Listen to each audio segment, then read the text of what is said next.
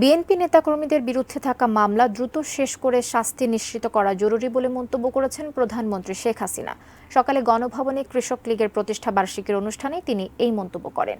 শেখ হাসিনা বলেন, বিএনপির দাবি অনুযায়ী দেশের সকল কয়েদি ও অপরাধী বিএনপির নেতাকর্মী।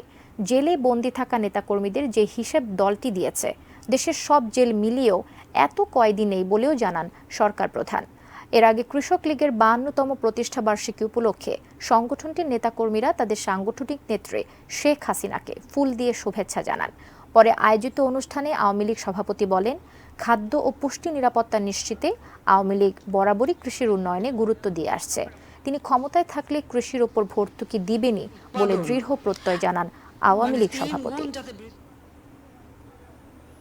নির্বাচন ঠেকাতে যে রেলে আগুন দিয়ে যে মা শিশুকে পুড়িয়ে মারলো, তো যারা এগুলি করবে তাদের মধ্যে মামলা হবে না? তাদেরকে কি মানুষ পূজা করবে?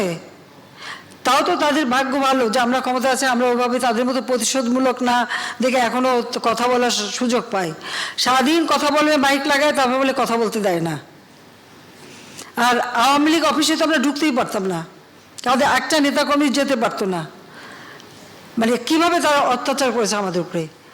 আমরা তো তার কিছুই করিনি, আমরা প্রতিশোধ নিতে ব্যস্ত থাকিনি। আমরা আমাদের সব শক্তি মেধা লাগাচ্ছি দেশের মানুষের উন্নয়নে, দেশের মানুষের জন্য কাজ করতে। আজকে তাদের সব জায়গায় কান্নাকাটি কি আমাদের বিরুদ্ধে মামলা। তোদের জিজ্ঞেস করতে হয় যে মামলাগুলি কিসের মামলা। সেই 2013 সালে 14 সালের ইলেকশন ঠেকাতে যে তারা যে অগ্নিসন্ত্রাস করেছিল, সেই মামলা তাদের বিরুদ্ধে আছে। দুর্নীতির মামলা, গ্রেনেড হামলার মামলা, অস্ত্র পাচারের মামলা। এদের মামলা তো তাদের বিভিন্ন অপরাধের উপর মামলা।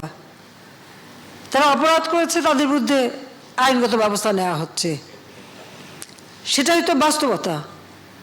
তবে এই মামলাগুলো আরো দ্রুত শেষ করে এগুলির শাস্তিগুলি আরো দিয়ে দেওয়া উচিত, তাহলে এই কান্নাকাটি কমতে পারবে।